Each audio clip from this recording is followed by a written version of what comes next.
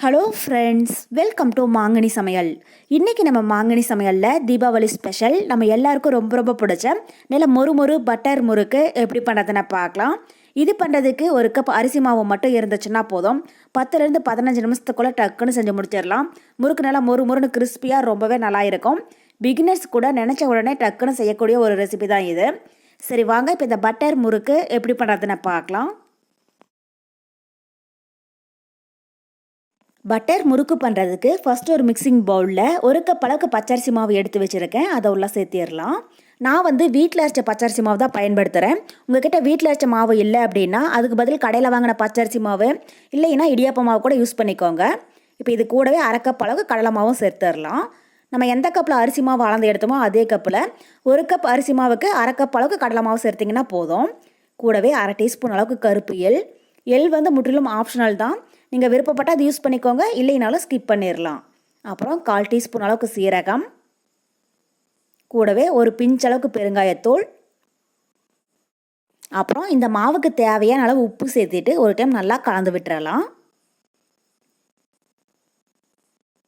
So நம்ம எடுத்திருக்கிற ஒரு கப் அரிசி மாவு அப்புறம் அரை கப் கடலை மாவு ரெண்டுமே சேர்த்து நமக்கு 250 கிராம் அளவு இருக்குது. பாருங்கள், இப்போ இந்த அளவுக்கு நல்லா கலந்து விட்டதுக்கப்புறமா இது கூட 2 டேபிள் ஸ்பூன் அளவுக்கு வெண்ணெய் சேர்த்திடலாம். வெண்ணெய் ஃப்ரிட்ஜில் வைக்காமல் ரூம் டெம்பரேச்சரில் இருக்கிற மாதிரி பார்த்துக்கோங்க. ஸோ வெண்ணெய் அதிகமாக போயிடுச்சுனாலும் நம்ம எண்ணெயில் போட்டு பொரிக்கிற போது முறுக்கு பிரிஞ்சு போயிடும். குறைவாக இருந்துச்சுனாலும் சாப்பிட்றம்போது ஹார்டாக இருக்கிற மாதிரி இருக்கும். அதனால் 1/4 கிலோ மாவுக்கு கரெக்டாக 2 டேபிள் ஸ்பூன் அளவுக்கு வெண்ணெய் சேர்த்திங்கன்னா போதும். சேர்த்துட்டு இது ஒரு 5 நிமிஷத்துக்கு நல்லா கலந்து விட்டுறலாம். வெண்ணெய் மாவோட சேர்ந்து வர அளவுக்கு. பாருங்கள், இப்போ மாவை நல்லா கலந்தாச்சு. மாவை எடுத்து கையில் பிடிச்சி பார்த்தீங்கன்னா இது மாதிரி பிடிக்க வரணும். பாருங்கள், இந்த அளவுக்கு இருக்கணும். இப்போ இது கூட கொஞ்சம் கொஞ்சமாக தண்ணி விட்டு சப்பாத்தி மாவை விட கொஞ்சம் சாஃப்டாக இருக்கிற மாதிரி பிசைஞ்சு எடுத்துக்கோங்க. நம்ம எடுத்துருக்கிற 1/2 கப் மாவுக்கு நமக்கு கிட்டத்தட்ட அரை கப்பில் இருந்து 3/4 கப் அளவுக்கு தண்ணி தேவைப்படும். ஸோ நம்ம அரிசி மாவு எந்த அளவுக்கு எடுக்கிறோமோ அதை பொறுத்து தான் தண்ணியோட அளவு மாறுபடும். ஃபஸ்ட்டே தண்ணி நிறைய சேர்த்திடாதீங்க. இது மாதிரி கொஞ்சம் கொஞ்சமாக விட்டு பிசைஞ்சிக்கோங்க.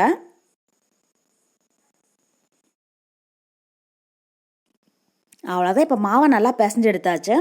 மாவோடைய பதம் பார்த்திங்கன்னா கையில் ஒட்டாமல் நல்லா ஸ்மூத்தாக இருக்கணும். உங்களுக்கு பார்க்குற போதே தெரியும். விரலை நசுக்கி பார்த்தீங்கன்னா விரலச்சு மாவில் பதியணும். ஸோ அதுக்கு தகுந்த மாதிரி நீங்கள் பிசைஞ்சிக்கோங்க. அவ்வளோதான், இப்போ முறுக்கு மாவு ரெடி ஆகிடுச்சு. அடுத்தது முறுக்கு படியில் ஸ்டார் வச்சு போட்டு எடுத்துக்கலாம்.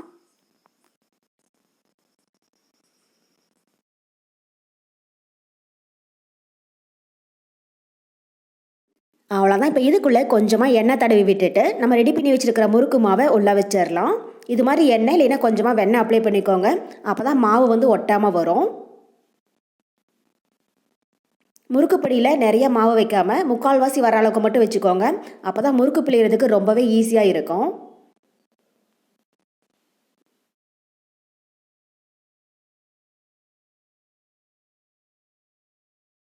பாருங்கள், இந்த அளவுக்கு இருக்கிற மாதிரி சேர்த்திங்கன்னா போதும். இது இப்போ கொஞ்சமாக ஒரு பிளேட்டில் பிழிஞ்சு பாருங்கள். நல்லா ஈஸியாக வந்துச்சுன்னா நீங்கள் கரெக்டான பதத்தில் மாவு பிசைஞ்சிருக்கீங்க. ஒருவேளை கொஞ்சம் டைட்டாக இருக்கிற மாதிரி இருந்துச்சுன்னா கொஞ்சமாக தண்ணி தொட்டு திரும்பவும் நல்லா பிசைஞ்சிடுங்க. பாருங்கள், எவ்வளோ சுலபமாக வருது. இப்போ அடுத்தது நம்ம முறுக்கு பிழிய ஆரம்பிச்சிடலாம். இப்போ கடாயில் எண்ணெய் நல்லா சூடாகிட்டு இருக்கு. ஸோ முறுக்கு பண்ணுறதுக்கு எண்ணெய் நல்லா சூடாக இருக்கணும். அப்போ தான் மொறுன்னு பொரிஞ்சு வரும். எண்ணெய் சூடாகிடுச்சான்னு பார்க்குறதுக்காக கொஞ்சமாக மாவை உள்ளே போட்டிங்கன்னா இது மாதிரி உடனே பொரிஞ்சு வரணும். அவ்வளோதான், இப்போ நம்ம முறுக்கு பிழிய ஆரம்பிச்சிடலாம். ஸோ இந்த பட்டர் முறுக்குக்கு சேஃபெல்லாம் வேண்டியது கிடையாது. இது மாதிரி ஒரே முறுக்காக சுற்றி நம்ம சின்ன சின்னதாக உடச்சி எடுத்துக்கலாம்.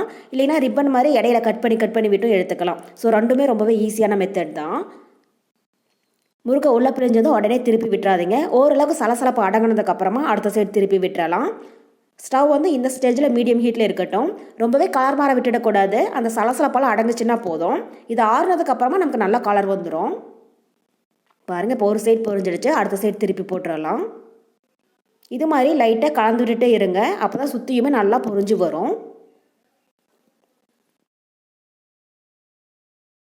பாருங்கள், இப்போ முறுக்கு 2 சைடும் நல்லா பொரிஞ்சு சலசலப்பெல்லாம் அடங்கிடுச்சு. இப்போ இந்த ஸ்டேஜில் வெளியில் எடுத்துடலாம்.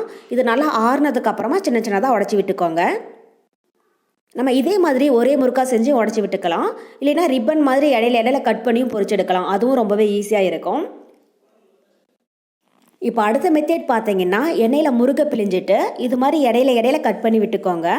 ஸோ இந்த பட்டர் முறுக்குக்கு சேஃபெல்லாம் வேண்டியது கிடையாது. இது மாதிரி நம்ம ஒரே முறுக்காவும் செஞ்சு உடச்சி எடுத்துக்கலாம். இல்லைன்னா இது போல் ரிப்பன் மாதிரி கட் பண்ணி விட்டும் செய்யலாம். ரெண்டுமே ரொம்பவே ஈஸியான மெத்தட் தான். உங்களுக்கு எது ரொம்பவே ஈஸியாக இருக்கோ அதை நீங்கள் ட்ரை பண்ணுங்கள். பாருங்கள், இப்போ ஒரு சைடு நல்லா பொரிஞ்சிடுச்சு. இதை அடுத்த சைடு திருப்பி போட்டுடலாம். இது மாதிரி லைட்டாக கலந்து விட்டுட்டே இருங்க. அப்போ தான் முறுக்கு உள்ளேயும் நல்லா பொரிஞ்சு வரும். பாருங்கள், இப்போ கொஞ்சம் கூட பபிள்ஸ் இல்லாமல் சலசலப்பெல்லாம் அடங்கிடுச்சு. இப்போ இந்த ஸ்டேஜில் வெளியில் எடுத்துடலாம். இதே மாதிரி எல்லா முறுக்கையுமே பொரித்து எடுத்துக்கோங்க. ஸோ அவ்வளோதான் ஃப்ரெண்ட்ஸ், நம்ம பட்டர் முறுக்கு தயாராகிடுச்சு. இதோடைய டேஸ்ட்டும் ரொம்பவே அட்டகாசமாக இருக்கும். ஸோ ஏற்கனவே நம்ம சேனலில் தீபாவளி ஸ்பெஷலாக மைசூர் பாகு, அதிரசம், லட்டு, பூந்தி, மிச்சர், தட்டை இது எல்லாமே போஸ்ட் பண்ணியிருக்கேன். அதோடைய லிங்க்கும் நான் கீழே டிஸ்கிரிப்ஷன் பாக்ஸில் கொடுக்குறேன். நீங்கள் எப்படி பண்ணதுன்னு செக் பண்ணி பாருங்கள், உங்களுக்கு ரொம்பவே யூஸ்ஃபுல்லாக இருக்கும். ஸோ அவ்வளோதான், நீங்களும் இதே மெத்தடில் பட்டர் முறுக்கு செஞ்சு பார்த்துட்டு எப்படி இருக்குன்னு கமெண்ட் பாக்ஸில் சொல்லுங்கள். என்னுடைய இந்த ரெசிபி வீடியோ உங்களுக்கு பிடிச்சிருந்தா மாங்கனி சமையலுக்கு சப்ஸ்கிரைப் பண்ணுங்கள். நன்றி.